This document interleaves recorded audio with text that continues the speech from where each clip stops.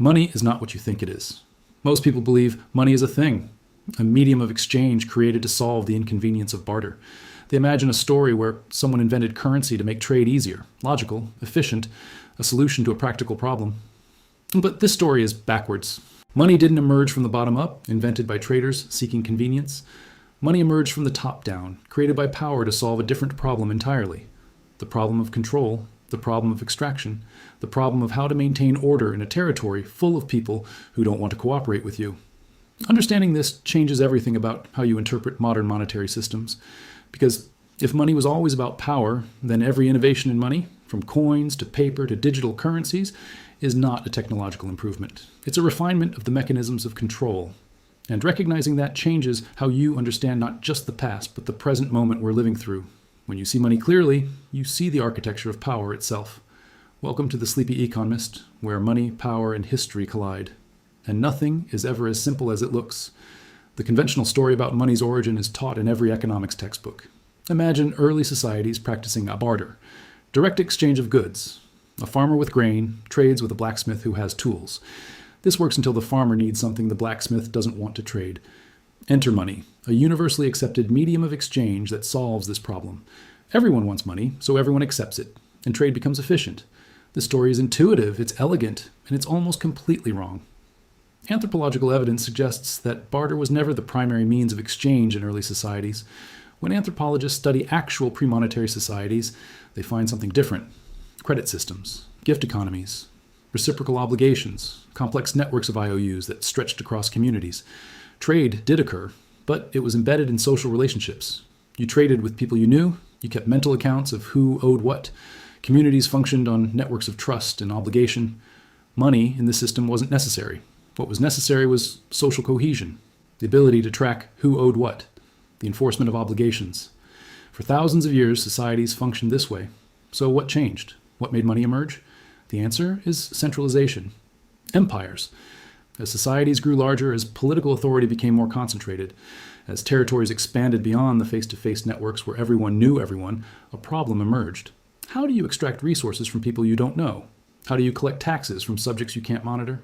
How do you ensure that people will contribute to the state's coffers rather than hide their wealth? The answer was money, and it was created not by traders but by rulers, governments, those with the power to enforce compliance. Here's how it actually worked. Early rulers recognized that they could create a currency, a token, and declare that it was the only acceptable form in which people could pay taxes. A pharaoh could declare that taxes must be paid in a specific gold coin that only the pharaoh could mint. Suddenly, everyone in the territory needed that coin. They had to earn it somehow. They could mine gold, but most people couldn't. So they had to work for the state or trade with people who worked for the state. The state could demand payment in labor, build the pyramids, expand the roads, in exchange for the coins needed to pay taxes. Money wasn't created to facilitate trade. It was created to facilitate taxation, to enable extraction. This is why the first currencies were always controlled by centralized authorities, why counterfeiting was always a capital crime, why rulers obsessed over the metal content of coins. It wasn't because they cared about trade efficiency, it was because the entire system of control depended on monopoly.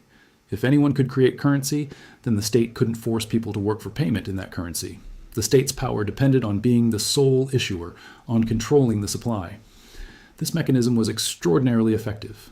By controlling the money supply, rulers controlled the economy.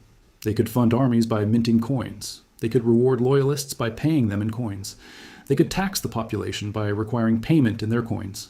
Money was the technology that allowed centralized power to scale. It transformed the relationship between ruler and subject from direct obligation to mediated transaction. You didn't work for the ruler because he could make you. You worked for the ruler because you needed his currency to pay taxes and buy things. The coercion was hidden inside the system itself. For millennia, this worked. Money remained under tight, centralized control. Rulers guarded their minting privileges jealously. Coins contained specific metal content that they obsessively maintained. When empires collapsed, their currencies collapsed with them because there was no other reason to accept them. Money was never independent of power. It was always an expression of power. Then something shifted. As societies became wealthier, as trade networks expanded, as commercial activity grew, the limitations of commodity money became apparent. Gold and silver are heavy. They're hard to transport. As trade became more sophisticated, as credit became more important, communities needed a way to defer payment without carrying metals. Precious metal deposit receipts emerged. You could deposit gold with a trusted merchant and receive a receipt. You could trade the receipt. The merchant would honor it. This was an early form of paper money. But here's the crucial part. The value of the receipt depended entirely on whether people believed the merchant actually had the gold to back it. The entire system hung on confidence, on trust, on the collective belief that the piece of paper represented something real. This is important because it reveals something fundamental about money that people still don't understand. Money's value is not intrinsic. It never was. Money has value because everyone agrees it has value, and everyone agrees it has value because they believe it will be useful in the future. Money is faith, it's confidence. It's a collective agreement to treat a token as valuable.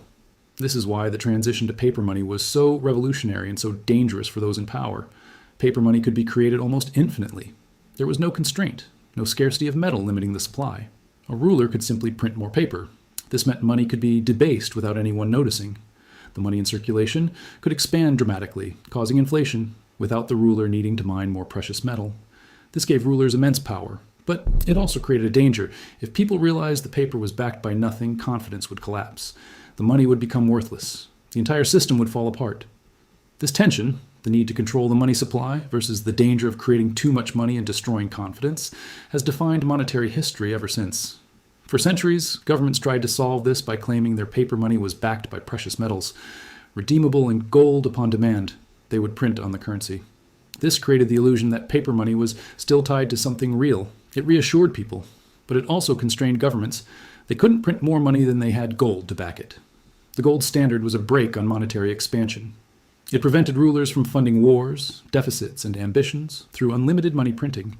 The system worked, in a fashion, until it didn't. During World War I, governments recognized they didn't have enough gold to fund the war effort, so they abandoned gold convertibility. They printed money. A lot of it. They told people the currency was still valuable, not because it was backed by gold, but because the government said so, because the government would accept it for taxes, because everyone else accepted it. This was the crucial moment, the moment when money became purely fiat, purely based on government decree and collective confidence. No precious metal, no physical backing, just the agreement that this piece of paper has value. After the war, some governments tried to return to the gold standard. They wanted the constraint. They wanted the reassurance of knowing money was backed by something. But the amount of gold in the world hadn't increased proportionally with the amount of debt governments had issued. The gold standard became a constraint that prevented governments from dealing with the reality of post-war reconstruction and economic crisis. Eventually, one by one, countries abandoned it. By the 1930s, the gold standard was dead. Money was purely fiat. This created a profound problem. Without the gold standard, what made money valuable? The answer, consistently demonstrated across the 20th century, was government power. A currency was valuable because a government declared it valuable, because it would accept the currency for taxes, because it had the power to enforce the currency's acceptance across its territory, because it had the power to punish those who rejected it. Money was always about power. Now that was undeniable. But this raised a new question. If money is purely fiat, purely based on government declaration, why don't governments simply print infinite money? Why do they constrain themselves? The answer is, they tried. After World War II, governments printed enormous amounts of money to fund reconstruction. Inflation exploded. The value of money collapsed in many countries. People learned viscerally that you could destroy currency by printing too much. Confidence could be killed. And once killed, it was almost impossible to restore. This is why the post-World War II period saw the creation of independent central banks, institutions that were supposed to be insulated from political pressure, that could say no to governments, that would constrain money printing to preserve the currency's value. This was a profound concession to reality. Governments couldn't be trusted with their own money supply. They would print too much. They would create inflation. They would destroy the currency's value. So independent central banks emerged as a buffer. The fiction was that they were apolitical, technical institutions. The reality was that they were institutions designed to constrain elected governments' ability to print money and fund themselves through inflation. Central banks were created because experience had shown that leaving monetary policy to politicians resulted in currency collapse. The creation of central banks solved one problem but created another. If a country's money was now controlled by an independent bank, that bank had to base its decisions on something. GDP data, inflation rates, some economic model. For much of the post-war period, central banks clung to the gold standard as a constraint. They promised currencies were backed by gold. This constrained their ability to print money. And because currencies were constrained to gold backing, countries couldn't simply print to fund deficits. They had to run balanced budgets or borrow internationally. In 1971, as described earlier, the system broke. The United States abandoned the gold standard because it couldn't maintain the fiction that dollars were backed by gold. There simply wasn't enough gold. From that moment, all major currencies were purely fiat, purely based on government power and confidence. No precious metal, no external constraint, just the agreement enforced by government authority that the pieces of paper had value. And here's where the story becomes truly relevant to the present moment. For about 50 years, the fiat system worked. Not because it was perfect, but because there was no alternative. Governments could print money, they could fund deficits, they could manage economies through monetary policy. The constraint was not external, not gold or precious metals, but internal. Central banks constrained governments through policy, interest rates, open market operations, reserve requirements, the tools of monetary control. Because central banks were theoretically independent, they could resist political pressure to print too much money. But this system depended entirely on a collective agreement that the currency had value. That collective agreement was strongest when central banks actually did constrain money printing, when they maintained credibility by not inflating excessively. As long as inflation stayed low, confidence in the currency remained high. Money was valuable. But in recent years, something shifted. After 2008, after the financial crisis, central banks began printing money at unprecedented levels. Quantitative easing, trillions of dollars, euros, pounds, yen created from nothing, not to back real economic growth, but to prop up financial assets, to prevent deflation, to stimulate demand. The money printing continued through the pandemic. Inflation spiked. Central banks insisted it was transitory. Confidence wavered. And for the first time in decades, people began to question whether central banks could actually constrain themselves, whether the fiat system would hold. This is the context in which we now see the emergence of alternatives: cryptocurrencies, gold accumulation, BRICS currency proposals, China's digital yuan. These are not random innovations. They are responses to the recognition that the fiat system's credibility is questionable, that central banks might not constrain themselves, that printing money indefinitely is not sustainable. Each alternative represents a different approach to the fundamental problem money has always solved: how to enable exchange and coordinate economic activity while maintaining control. Cryptocurrencies attempt to solve it through decentralized consensus, removing the need for a central authority to control the money supply. Gold attempts to solve it through scarcity, making it impossible to create infinite money.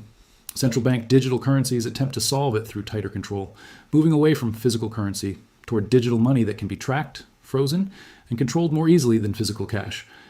Notice what's happening. Money is evolving, but the fundamental tension remains the same. The tension between the desire to expand the money supply, to fund spending, to stimulate the economy, to create liquidity, and the need to constrain it, to preserve confidence, to prevent inflation, to maintain the currency's value. This tension has existed since money was invented. It's not a flaw. It's the core dynamic of all monetary systems. The evolution of money, from commodity money to paper money to fiat money to potentially digital money, is not a story of progress towards some ideal form. It's a story of refinement of the mechanisms of control and the struggle between the desire to expand control and the need to maintain confidence. Every innovation in money has given those in power new tools to extract value and control economic activity. But every innovation has also created new vulnerabilities, new ways the system could collapse if confidence broke. We are at a pivot point. The fiat system that has dominated for 50 years is showing signs of stress. Confidence in central banks is weakening. People are seeking alternatives. And simultaneously, technology is enabling new forms of money that weren't possible before. Digital currencies, distributed ledgers, instant settlement. The technology of money is changing. This will change the mechanisms of control. But here's what's crucial to understand. No matter what form money takes, the fundamental dynamics will remain.